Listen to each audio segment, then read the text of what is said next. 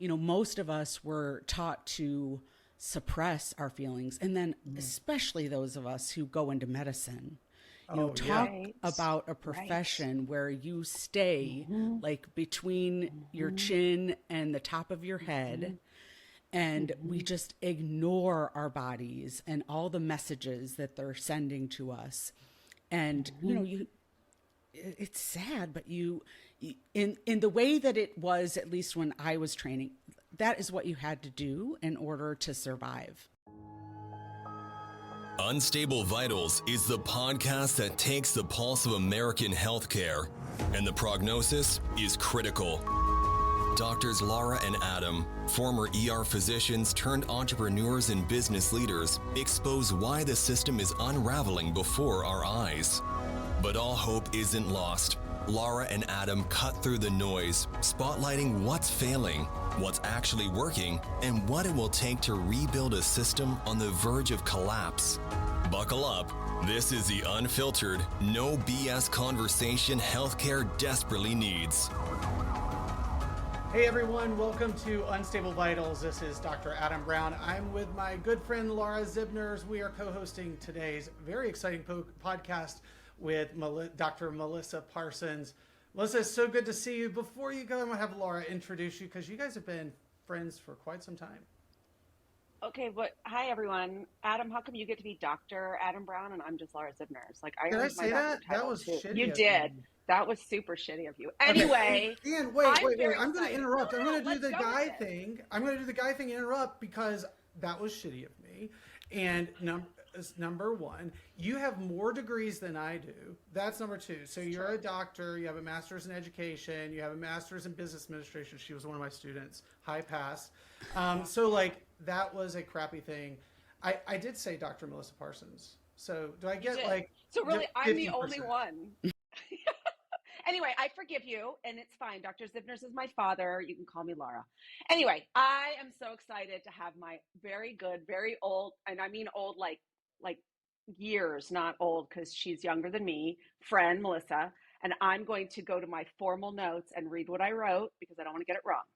So this is the best self-description I've ever heard. Melissa is a recovering perfectionist, a people pleaser, and a control enthusiast. I can get behind all that. All right, so Dr. Melissa Parsons spent over 20 years as a practicing pediatrician, repeatedly named one of Columbus, Ohio's top doctors before moving away from clinical medicine and becoming a life coach, focused on helping women in their personal development and growth. I can attest to Melissa being a great doctor because not only did we train together, but I was a year ahead of her, which means I take full credit for her excellence. Here to tell us about her journey from physician to a healer of a different type is my friend, Dr. Melissa Parsons. Woohoo, welcome. So good to see you. Thank you so much. Thank you for that beautiful right? introduction. Yep, she got it all right, except that, she does get credit for some of it for sure, but there are many other people who have brought me up to be the person that I am today. Well, it's really good to see you. One of the reasons why we wanted to bring you on is because you really fit so well in one of the problems we're trying to solve, and that is the healthcare system is unstable. And you have figured out a way and a path to start to impact healthcare positively by even changing your own career to work with other people. So tell us a bit about your background, your journey. Let's start there. Yeah, sure. I, like Lara said, practiced pediatrics in Columbus for about 22 years. I first, trained with Lara at what was then called Columbus Children's Hospital. It is now called Nationwide Children's Hospital. And I worked there after residency for several years in the urgent care system. And I learned so much being an urgent care doctor, taking care of all different types of people and, everything from pretty significant illness and injuries. And I loved my work there. And then when I had children and my boys were older and getting into the school age, realm, and I wanted to be home in the evenings and on the weekends. And of course, working in urgent care, that was not the, hours that we worked. It was evenings and weekends and that type of thing. So I went into private practice, and I was in private practice in Dublin, Ohio, for about 14 years. And one of my favorite phrases when I was an urgent care doctor was, you're going to have to take that up with your regular doctor. And very quickly in private practice, I was like, oh shit, like I'm the primary care doctor. I got to take care of this. So I've gotten to see many sides of medicine.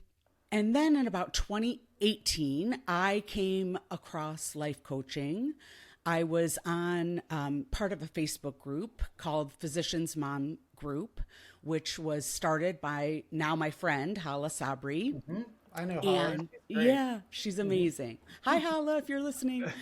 I kept seeing all this information about physicians who are women like me receiving life coaching to help solve different problems in their life. And at the time, I had been, gaining and losing the same 30 pounds over and over again. And I was blaming, 30 extra pounds on my body on my then 14-year-old. So it doesn't really work that way, turns out. So anyway, I hired my first life coach, Katrina Ubel, and I worked in a group setting with her. And, I started listening to her podcast, which is called Weight Loss for Busy Physicians. And I was like, how did this bitch get in my brain? I was listening to her and I was like, she knows, it's like she knows me. She's speaking directly to me. And I very quickly hired her and worked in the group. And I was like, this is the secret to the universe. Why are we not learning about this? How many degrees do you have to get to, get this type of knowledge that, your thoughts create your feelings, that actually feeling your feelings is important. That it's not your job's job to make you happy, that it's not anybody else's job to make you happy, that maybe happiness shouldn't be the freaking goal. Interestingly, I signed up for the life coach school, and we started on February 2020. And we all know what happened. No, I have no idea. Did something happen? I gotta check my calendar. It rings a bell. It seemed like everything was normal during that time of year. Wait, are you saying February 2020? Okay. Yes. Yeah. Sure. So it was just kind of perfect timing. I was very busy during that time, training to be a coach and learning something new and being a beginner at something again after, 20 years of not being a beginner. And, as you guys all know, when you are a perfectionistic, people-pleasing control enthusiast, being a beginner sucks. Mm-hmm. And so I had to go through all of that. And I don't know what it was like where you guys worked during COVID, but where we worked, there was nobody coming in. People weren't getting sick. The kiddos weren't sick because they weren't in school. They weren't in daycare. People were afraid to bring their kids in for their well visits because they didn't want them to get COVID and that type of thing. And so I was basically sitting there at the office on my hands. And I was like, okay, I'm wasting time here. I'm not using my brain. And I think I had a thought that medicine was going to always be a stable income. And that was blown out of the water because... my partners and I all took a 50% pay cut in order to keep our front desk staff and our nurses and our office manager duly employed during that time where just money was not coming in. So then I was like, okay, if I can make as much money as a life coach as I'm making as a pediatrician, and it relies really on me to do the work of marketing and selling and telling people that this is available and, sharing the beauty of what it is with people, it seemed like a no-brainer.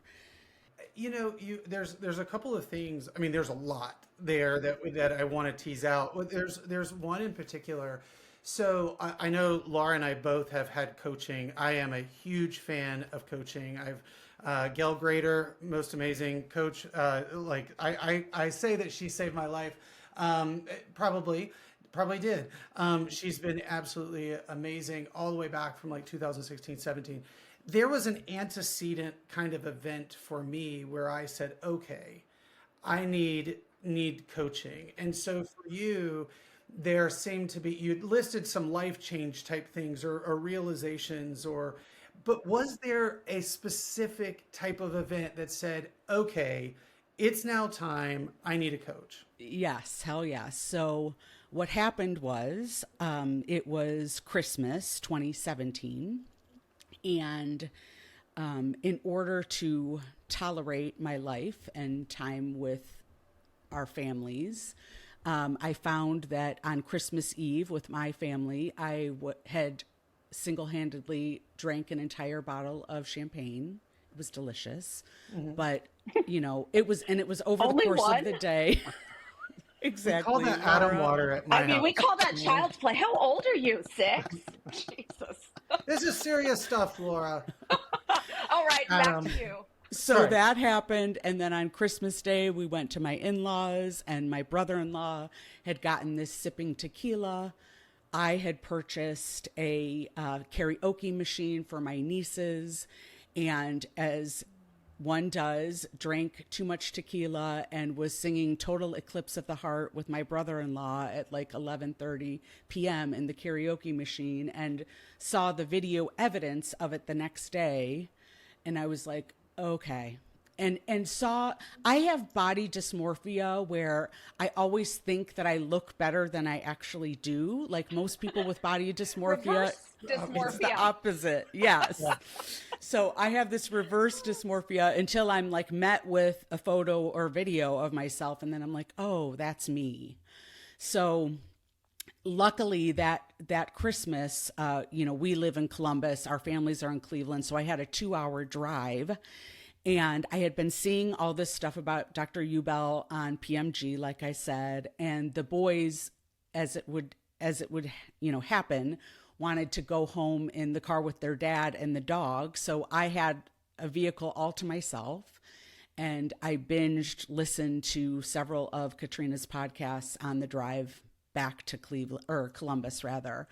And I was like, okay, like I need to do this. Like I need to do something. I need to stop blaming Owen for, me eating and drinking and scrolling and all the things that we do to escape our reality. So I have a question, because back to what you said before, how many degrees do you need to feel your feelings? I have 2 masters and a doctorate, and I don't really like to feel them at all. So the answer is, I think this is something that's very unique that you have to learn specifically and dive into on purpose. You said it's uncomfortable going back to being a beginner. And I felt that when I went back to get my MBA. Like I went because I did my finances in Word. Like I literally showed up the dumbest person in the class. And then so I want to explore that feeling about going back, being so accomplished and going back to the beginning. And I will tell people, you didn't just go back to the beginning. You used my sister, I think, as one of your practice patients. So I don't even know what that dark place was like. But can you talk about that whole process? Yeah. I mean, I think that, in order to sign up for coaching, you have to be willing to be vulnerable. You have to be willing to tell your coach shit that you do not want any other human to know about you. And I mean, I suppose you could do it and be successful without that. But in my experience, the people who are most willing to just lay it all out there and say, like, this is me, I think because of the way that most of us were raised, where happiness was the goal, and we were also taught to believe that we controlled other people's feelings, like, be nice to your sister, I'm going to, wait till your father gets home, those types of messages that we got as kids. Most of us were taught to suppress our feelings. And then especially those of us who go into medicine, talk about a profession where you stay like between your chin and the top of your head, and we just ignore our bodies and all the messages that they're sending to us. And, it's sad, but in the way that it was, at least when I was training, that is what you had to do in order to survive. Oh, yeah. I mean, there's just one thing to interject. This depersonalization, when you kind of step back and you think about the process of getting to medical school, and I mean, you mentioned this, both of you mentioned this, is kind of starting back at the beginning. We started in college. We rode that roller coaster to the top of the hill. Then we crashed down at the bottom once we were begging someone to let us into medical school. We get up to the top. We are second year badasses until we're a third year on surgery rotation. We're broken the field, and then we finally get the fourth year, and you are the hot shit on the stick once again. And you're like, I am a medical student, and I matched in, please, oh God, give me my first or second choice.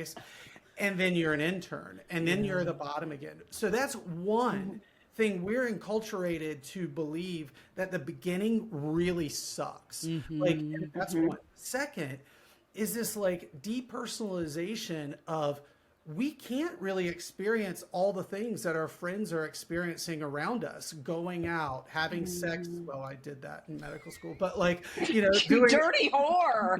I know. Dr. Brown. Hey, that's God. a good thing. But like not being able to experience a lot of the things in life. So that's another kind of, knock down to the personalization. But the third one, and this is the one I think is so pervasive, and this ties into coaching, is you can't be wrong. You can't be wrong when you're on the floors. You are protecting yourself from being wrong and ridiculed. You're protecting yourself from being wrong because you don't want to make an error to a patient.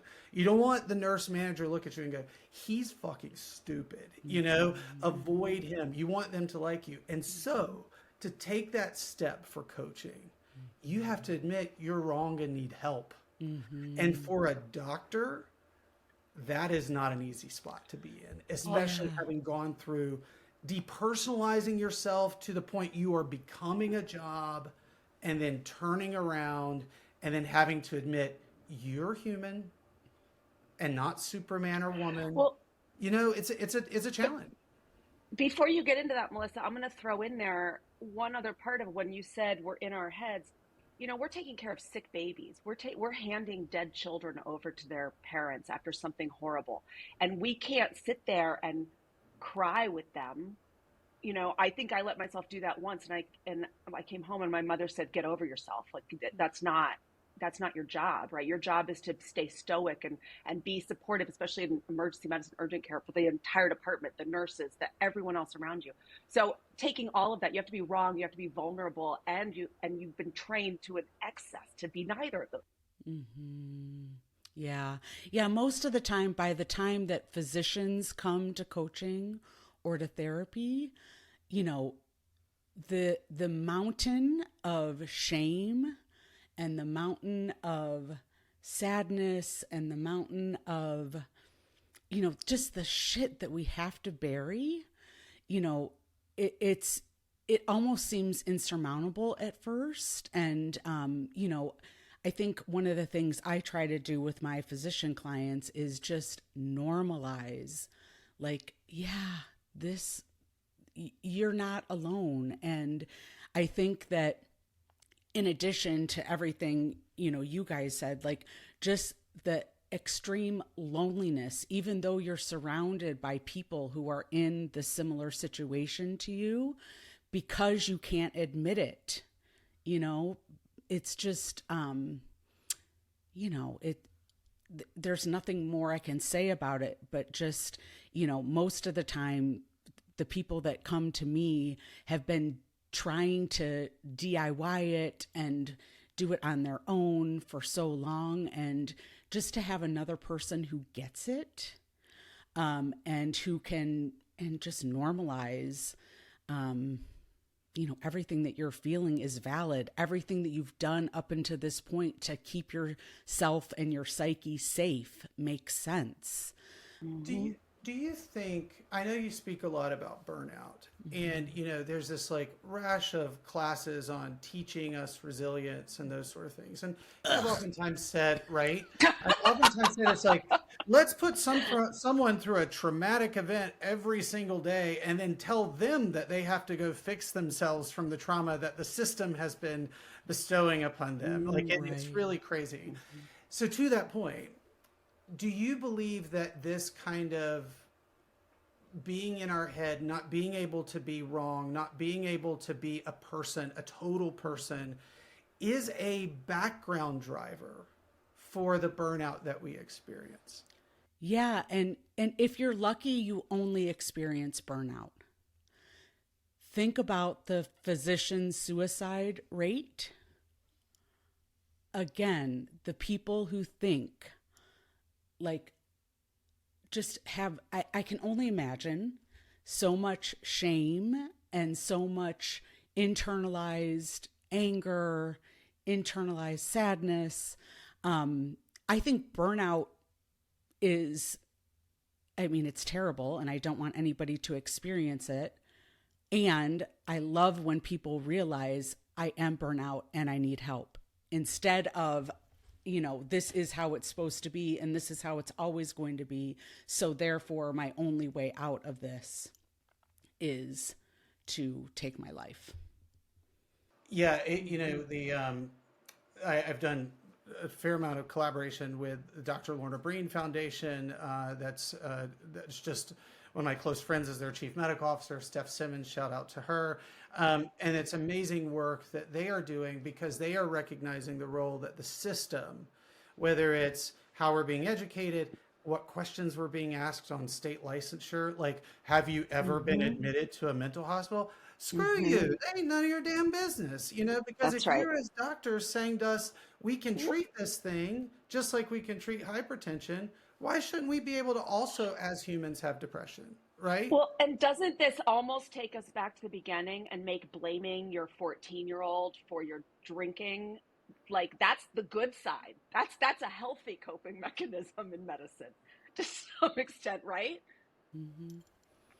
Yeah, I think it goes to, one of the things I think is a huge problem in Western medicine, and I will shout it from the rooftops until the day I die, is our separation of physical health and mental health. Yes. Like, they are the same. And you can't have good physical health without mental health. And you certainly can't have good mental health without physical health. And they are inextricably and irrevocably linked. And, it's not even, have you been admitted to a mental hospital? It is, are you taking any medication for depression? Are you taking any medication for anxiety? So you can't even have a medical problem that is a medical problem, not a psychological problem, and admit to that. And admitting to it on your relicensure paperwork is a death knell. I will tell you, Melissa, I will admit, so when I married my new husband, he walked in and he immediately Who's amazing. Amazing. He's amazing. Rob's the most amazing guy, but he immediately walked in and was like, all you fuckers are fucked up, right? So now I'm on medication. Everybody's on medication. But to that point, I have avoided submitting my own prescriptions to my insurance because I don't want that record. And I've thought very carefully about what I submit to insurance for my kids, and have chosen at times to pay out of pocket for certain doctor's appointments and certain medications, because I don't want that stigma in a trail. If they want to be an airline pilot, I would personally rather they be high functioning and have a long history of, regulating themselves and learning how to do that than to, regulate through booze and drugs. But the system doesn't allow us to do that. Yeah.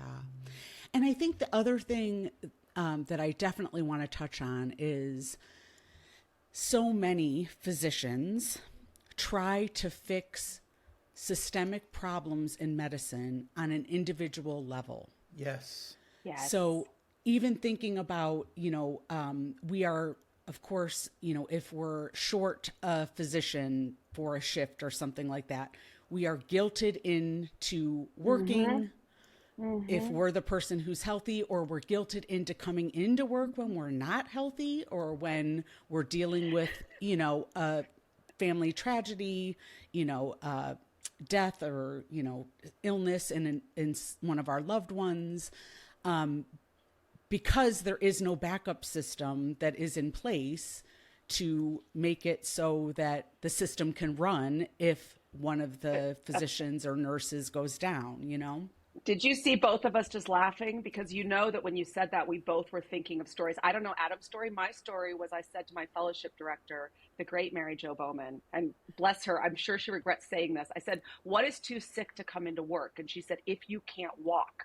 So one night I showed up and I was walking, but I was dripping with sweat with 103-degree fever. And the attending who was on was furious with me because I'd shown up too sick. Now she had to send me home and there was no one to fill in at 11 o'clock at night. You can't win. Yeah. Well, mine was, I was at Advocate Trinity Hospital on the south side of Chicago, and I had that disease called asphasia. Do you know what asphasia is? It's where you can't decide whether your ass goes first to the porcelain or your face. Oh, because you've got severe nausea, vomiting, and diarrhea. And I was the call-in doc, and I had asphasia. So it's like one of those situations where, you wear the bulkiest scrub pants, so you got a little extra, support in case there's a problem. And then from the lower end of things. And so about like mid-shift, it was like the nurse was like, don't use that bathroom. That's Adam's, And finally they're like, dude, you're not doing well. And I was like, it's a code brown. Yeah, I'm like, last name is Brown, so it's always a code brown in my situation. But so the nurse is like, well, what can we do? I'm like, I need Zofran to start with and Imodium. Go to the Pyxis, put in an IV. Yeah. We loaded up 8 milligrams Zofran IV right there, a liter of fluids. I laid in the back, and off I go to see another patient. And you're like, what are you here today for, Mr. Jones? Well, I've had a little diarrhea. And I'm like, are you kidding me? Really? Now, do you think the general public wants to hear that that's how doctors are conditioned to go to work? Right. And it's so deep. It's so systemic. We are told that this is not a job. It's a vocation. I didn't train as a doctor. I became a doctor. And I will sacrifice my physical and mental well-being. And I love that privilege. To me, it's always been a privilege, but where do you draw the line? Yeah, exactly. So, we call this podcast Unstable Vitals, and part of the reason why we called it this is because, we as doctors, we don't mind instability because it's something we can fix. We mind dead. We can't do anything about that, They don't call again. They've been doing a code for an hour, and it's like, grandma's gone.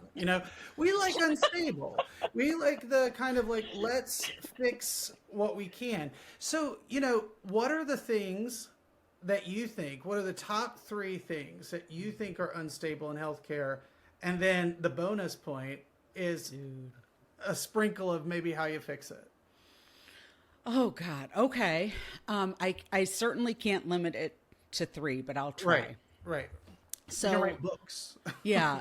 I mean, let's start at the top of the Department of Health and Human Services right now in the United States. You mean the cell phones are not causing terminal cancer in the brain? That was his latest. Vitamin A can just pretty much fix everything. You might get pseudotumor cerebri if you take too much of it, but that's okay. Yes, and we should be worried about riboflavin in our foods. I said that on the news the other night. I'm like, because that riboflavin, man, is scary shit. There is probably some of that shit in the banana I ate earlier. Probably. Or they're those trying other to poison vegetables. me, the goddamn fruits. So, I mean, it seems that we all agree that RFK Jr. has no business being in that position. No, definitely not. That's number 1. But I mean, he's what we have at the top right now. And then I think I don't think I'm going to get any argument here from you guys, but the next level down, for-profit insurance companies being completely unnecessary, and the middle man or middle woman between physicians and their patients, or patients and their physicians. Like, when you think about it, what role do they play? They deny. They deny. And they deny that they deny. Because when I say you've denied this, they're like, we didn't deny anything. And I'm like, you're denying your denial. That makes you a denier squared. I know. I saw a woman, a fellow physician, I don't remember who it was. I wish I could give her credit. But she said whenever she did prior auths, she would always get them approved, because she would ask for the physician peer that she was talking to, which in my experience, I don't know, in emergency medicine, you guys don't probably have to do prior auths, but it was never another pediatrician. It was never anybody who knew anything about my patients. But, you know, she would ask for their name and their license number and their state and that type of thing. And she would say, okay, I'm going to put your name and license number here in this chart as the person who said no to what I think my patient needs. And she said, you know, it was amazing how quickly they backtracked, and, you know, because it's when your name is the last one on the line, you know, you don't want it to be there. And then we already talked about the next level that I think, which is expecting us as physicians to ignore our own health and bodies in the process of becoming and living as docs, which, you know, I think leads to burnout and, you know, leaving medicine if it's a good case, and burnout and leaving the earth if it's, you know, not the best.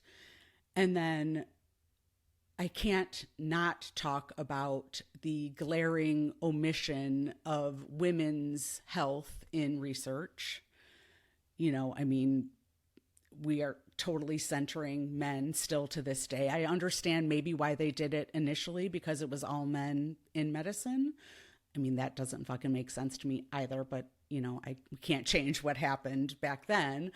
But, you know, just that makes us unstable, because we really only know about how to take care of 50% of the population. And then, because that was 4, wasn't it? Yeah. The 5th one. That's okay. She's an overachiever. Hey, I like it. These are good. These are good. Okay, go for number 5, but then wrap it up. It's the last one, and I already said it. Okay. Separating mental health from physical health. Like, I love that. You know, like I think it is.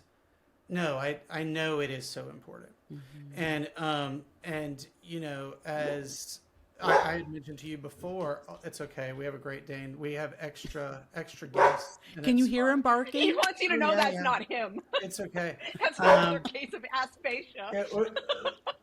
It's fun. You know, it's a fun thing.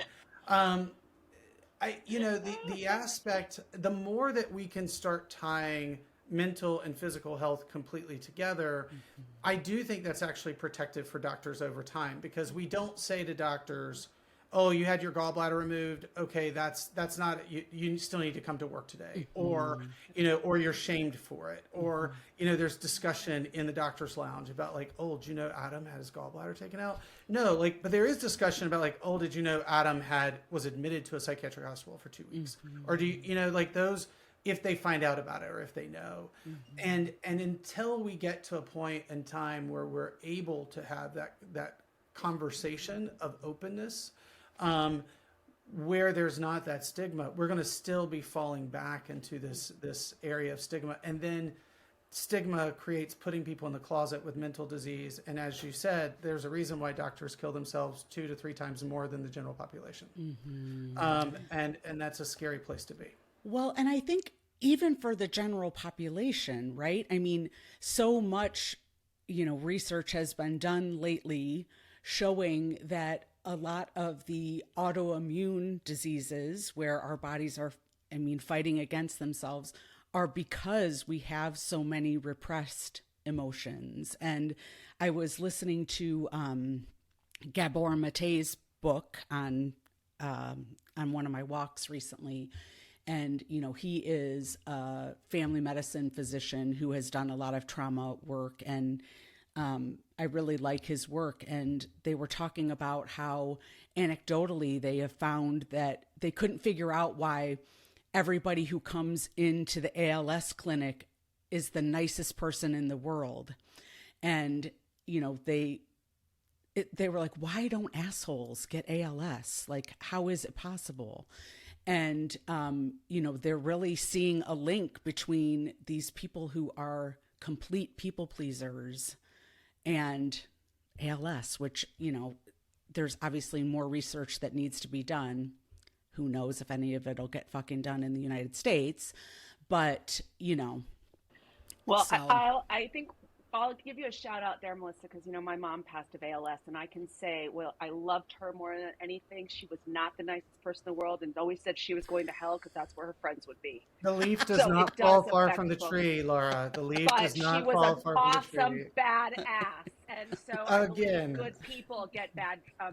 Okay, I think we're going to have to wrap it up. I want to say that you have cured us with our take home today for me is let's bring mental and physical health together for our healthcare providers. Love it. And that would go a long way to fixing this system. And I want to say thank you, my friend Melissa, and a big hug to John and the boys. And I will see you soon because I might need some help. Amazing. My consult line is open. Well, this was absolutely amazing. So my take home that I learned from it is don't wait to seek coaching. There's 3 individuals here who are all doctors who have portfolioed their lives, that are doing entrepreneurial things, that seem to be very happy, fulfilled. And a lot of it tracks back to the fact that we reached out and we got help and we had coaching. Yeah, for sure. Anybody who can take this messy jumble in my brain and help me make sense of it, like, I want to work with that person forever and ever. That's amazing. Well, listen, thank you so much from Dr. Lara and myself and Dr. Melissa. Thank you, guys. It was so good to have you on. Some really great takeaways from that. And we can't wait for other people to listen as well. Yeah, amazing. Thank you guys so much. Thanks for tuning in to Unstable Vitals. If you enjoyed this episode, make sure to follow us for more unfiltered conversations on the pulse of healthcare. Connect with us on LinkedIn or visit unstablevitals.com to stay in the loop. And don't forget, real change starts with real talk. See you next time.